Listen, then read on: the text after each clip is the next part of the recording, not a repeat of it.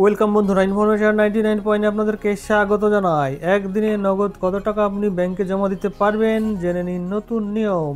বর্তমান যুগে savings bank account সকলের রয়েছে। সরকারের প্রতিটি সুযোগ সুবিধা নিতে হলে ব্যাংক অ্যাকাউন্ট থাকতেই হবে। এছাড়াও বর্তমানে ডিজিটাল লেনদেন কখনো সম্ভব নয়। ভারতের মতো দেশে নতুন অ্যাকাউন্ট খোলার কোনো সীমা নেই। একই ব্যক্তির একাধিক ব্যাংকে অ্যাকাউন্ট রয়েছে। আবার বিভিন্ন ব্যাংকেও অ্যাকাউন্ট রয়েছে, এমনও এখন খুবই মামুলি ব্যাপার। জমা টাকার নিয়ম করে সুদ দেয় প্রতিটি ব্যাংক। যদিও বিভিন্ন ব্যাংকে সুদের হার আলাদা আলাদা থাকে। অ্যাকাউন্টে ন্যূনতম টাকা থাকতে হয়, না হলে ব্যাংক কিছু অর্থ জরিমানা করে।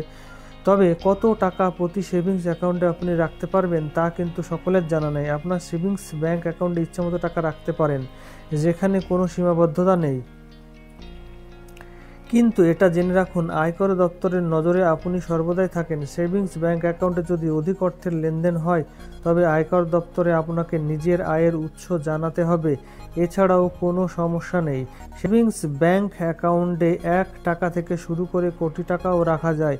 তবে যদি 50,000 টাকা বা তার বেশি নগদ ব্যাংকে জমা করতে চান, তবে আপনাকে নিজের প্যান নম্বরটি দিতে হবে।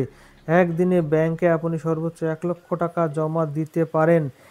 একটি অর্থবর্ষে একজন ব্যক্তি 10 লক্ষ টাকা নগদ জমা করতে পারেন। তবে এই টাকারও কিন্তু আয়কর নজরে থাকবে, অর্থাৎ আপনার আয়কর রিটার্ন করে প্রতি বছর জানাতে হবে যে আপনার এই টাকা ইনকাম কিসের। ধন্যবাদ, সুস্থ থাকবেন, ভালো থাকবেন।